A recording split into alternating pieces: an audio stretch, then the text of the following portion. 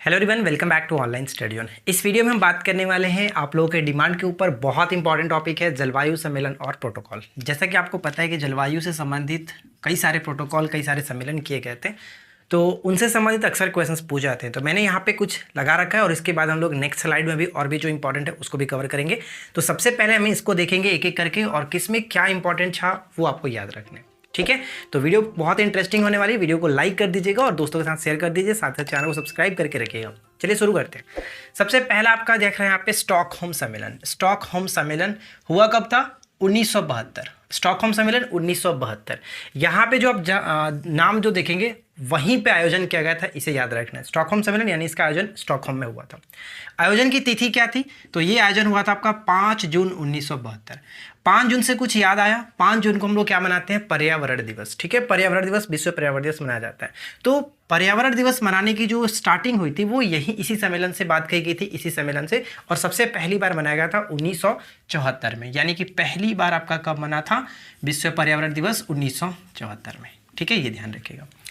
अगर हम बात करें, और एक कार्यक्रम चला गया था जिसका नाम है यूएनईपी। यूएनईपी का मतलब यूनाइटेड नेशन इन्वायरमेंट प्रोग्राम, जो कि स्टार्ट किया गया था आपका इसी कार्यक्रम में, यानी कि 1972 से इसको स्टार्ट किया गया था।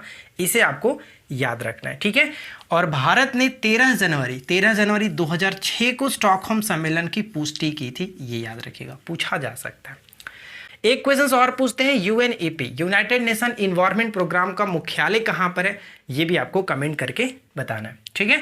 सेकेंड पॉइंट क्या बनता है? सेकेंड पॉइंट आपका हेलेंस्की सम्मेलन। हेलेंस्की जो कि फिनलैंड की राजधानी है, हेलेंस्की, तो आयोजन आपका यहीं पे हुआ था, हेलेंस्की सम्मेलन 1974 में हुआ था इसका आयोजन। इसका विषय क्या रहा था? विषय रहा था समुद्री पर्यावरण की रक्षा करना, समुद्री पर्यावरण की रक्षा करना। इसमें लेकिन काफ़ी अच्छे तरीके से इसको स्पष्ट नहीं किया जा सका, जिस वजह से ये एक असफल रहा, ठीक है, असफल रहा, ये ध्यान रहेगा। स्पष्ट रूप से परिभाषित नहीं होने के कारण ये जो सम्मेलन था वो असफल रहा। उसके बाद आपका स्टार्ट हुआ लंदन सम्मेलन। लंदन सम्मेलन 1975 के साथ, ये ध्यान रहेगा, लंदन सम्मेलन एक वर्ष के बाद 1975 में। और इसमें भी आपका वही था, समुद्री कचरे का निस्तारण करना, ये इसका मुख्य विषय था, समुद्री कचरे का निस्तारण करना, ये ध्यान रखिएगा। अब उसके बाद आता है आपका वियना सम्मेलन, जो कि बहुत इंपॉर्टेंट है, इसे याद रखना। वियना सम्मेलन ओजोन परत के संरक्षण से संबंधित था। ओजोन परत के संरक्षण के लिए विभिन्न देशों ने बहुपक्षीय समझौते किए, और ये जो समझौता हुआ था यानी सहमति हुई थी 1985 में, लेकिन ये लागू हुआ था 1988 में। तो ये ध्यान रहेगा, किससे संबंधित है? वियना सम्मेलन का संबंध हो जाता है ओजोन परत के संरक्षण के लिए, ओजोन परत के संरक्षण के लिए, ठीक है। सहमति इस पर हुई थी 1985 में, लेकिन इसको लागू किया गया था 1988 में, वियना सम्मेलन, राइट। अब बात करते हैं हम लोग मॉन्ट्रियल प्रोटोकॉल। तो आपको पता है मॉन्ट्रियल प्रोटोकॉल बहुत बार पूछा जाता है, बहुत इंपॉर्टेंट है, इसे याद रखना है। तो मॉन्ट्रियल प्रोटोकॉल का संबंध भी आपका हो जाता है ओजोन परत के संरक्षण के लिए। ओजोन परत को नुकसान पहुंचाने वाले जो विभिन्न प्रकार के पदार्थ हैं, विभिन्न प्रकार के पदार्थ को उत्पादन किया जाता है, जिसको उपभोग किया जाता है, उसको मतलब कम करने के लिए ये मॉन्ट्रियल प्रोटोकॉल हुआ था। यानी इसका संबंध भी सीधे सीधे आप ध्यान रखेंगे कि ओजोन परत के संबंध में था, ठीक है। और इसी सम्मेलन में ओजोन परत संरक्षण दिवस प्रत्येक वर्ष 16 सितंबर को मनाने की घोषणा भी की गई, क्योंकि 16 सितंबर 1927 को मॉन्ट्रियल प्रोटोकॉल पर हस्ताक्षर किया गया था, ये याद रखेंगे। यानी कि प्रत्येक वर्ष ओजोन परत संरक्षण दिवस मनाया कब जाता है? 16 सितंबर को। अब उसके बाद आता है आपका यहाँ पे रियो सम्मेलन। रियो सम्मेलन जो कि ब्राजील का रियो डी जेनेरियो में हुआ था, इसलिए यहाँ पे ये आपका रियो सम्मेलन है। और मॉन्ट्रियल कहाँ पे? मॉन्ट्रियल कनाडा में पड़ता है, ये याद रखिएगा, कनाडा में। तो रियो सम्मेलन, जिसको हम लोग पृथ्वी सम्मेलन के नाम से भी जानते हैं, पृथ्वी सम्मेलन, अगर पूछे कब इसका आयोजन किया गया था? जून 1992 में इसका आयोजन हुआ था। रियो सम्मेलन या फिर पृथ्वी सम्मेलन, जिसको हम लोग जानते हैं, जून 1992 में इसका आयोजन किया गया था। इसका मुख्य विषय क्या रहा था? इसका मुख्य विषय याद रखिएगा कि 21वीं सदी के लिए पर्यावरण के महत्वपूर्ण जो भी नियम है उसके लिए एक दस्तावेज तैयार करना, और इस दस्तावेज का नाम रखा गया था एजेंडा 21। ध्यान रखिएगा, यहाँ पे 21 यानी 21वीं सदी की बात कर रहा था। और अगर आपसे पूछे कि एजेंडा 21 का संबंध किस सम्मेलन से है, तो ये ध्यान रहेगा, रियो सम्मेलन से, रियो सम्मेलन से एजेंडा 21। और इसी सम्मेलन में प्रत्येक वर्ष 22 अप्रैल को, ठीक है, 22 अप्रैल को क्या मनाया जाता है? पृथ्वी दिवस मनाने की घोषणा की गई। तो ये आपको याद रखना है, प्रत्येक वर्ष 22 अप्रैल को पृथ्वी दिवस मनाने की घोषणा की गई थी। उसके बाद आता आपका न्यूयॉर्क सम्मेलन। न्यूयॉर्क सम्मेलन का संबंध क्या है? 1997 के साथ। इसमें क्या कहा गया था कि जो अपने ऊपर में एजेंडा 21 बताया था, क्या था एजेंडा 21? तो 21वीं सदी के लिए पर्यावरण के जो महत्वपूर्ण नियम होंगे उसका एक दस्तावेज तैयार किया गया था, जिसको एजेंडा 21 कहा गया था। तो एजेंडा 21 को प्रभावी बनाना न्यूयॉर्क सम्मेलन की बात थी, मुख्य विषय था।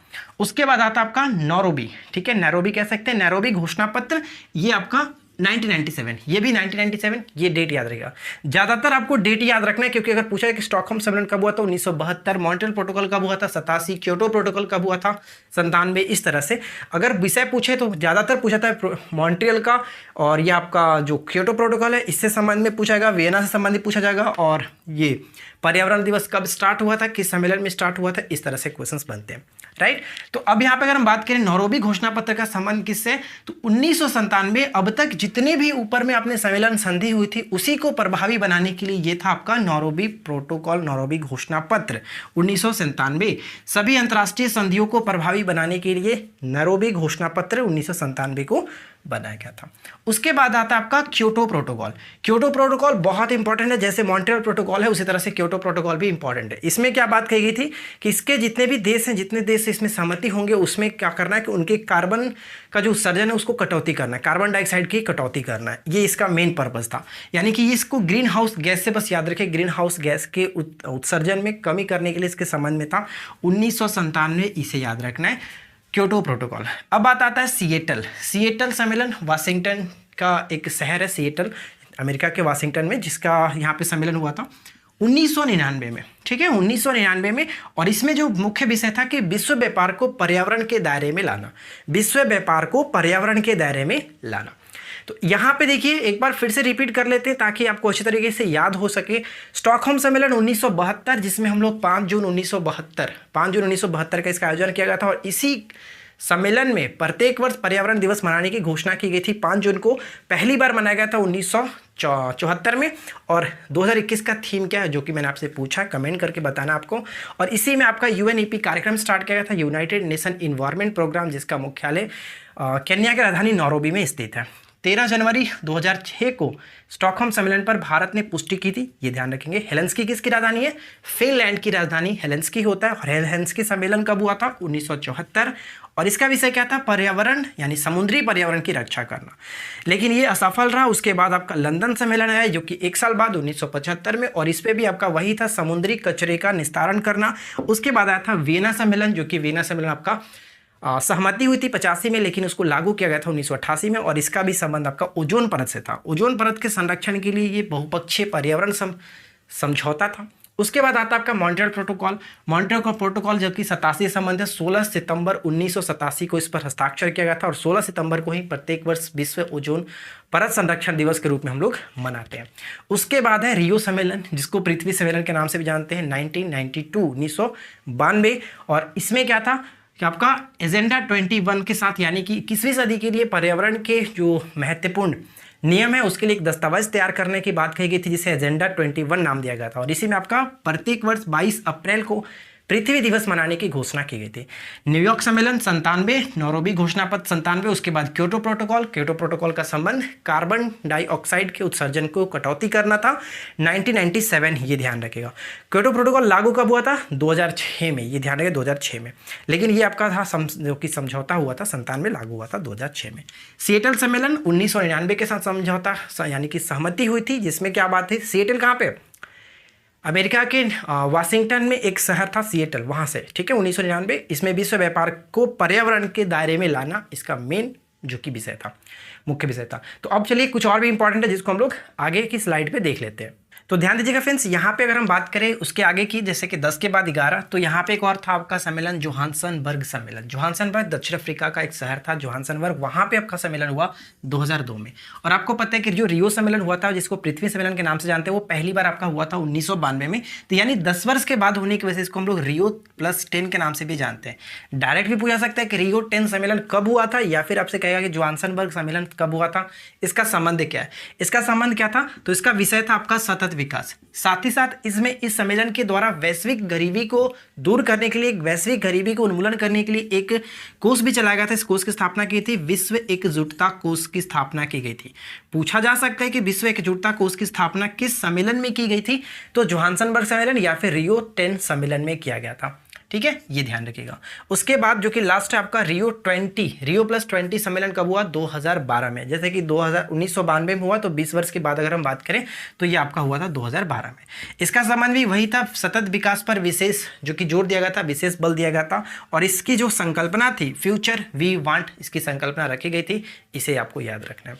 तो देखिए फ्रेंड्स, ये सभी इंपॉर्टेंट है। अगर क्वेश्चंस बनना होगा तो इसी में से बनेगा। और आशा करते हैं कि आप लोगों को आज का ये वीडियो पसंद आएगा। वीडियो कैसा लगा नीचे कमेंट करके बताएं। वीडियो अगर पसंद आया तो वीडियो को लाइक एंड शेयर जरूर करिए, दबा के शेयर करिए और अपने दोस्तों के साथ ज़्यादा से ज़्यादा शेयर करिए। ठीक है, चैनल को सब्सक्राइब नहीं किया तो यार रिक्वेस्ट करते हैं कि चैनल को सब्सक्राइब कर लीजिएगा, क्योंकि ये आप ही का चैनल है, आप ही लोग इसे पढ़ते हैं, आपने सीखते हैं। तो बस शेयर करिए, चैनल को सब्सक्राइब करिए। हम मिलते हैं नेक्स्ट क्लास में किसी और टॉपिक के साथ। Thanks for watching, keep learning, have a good day.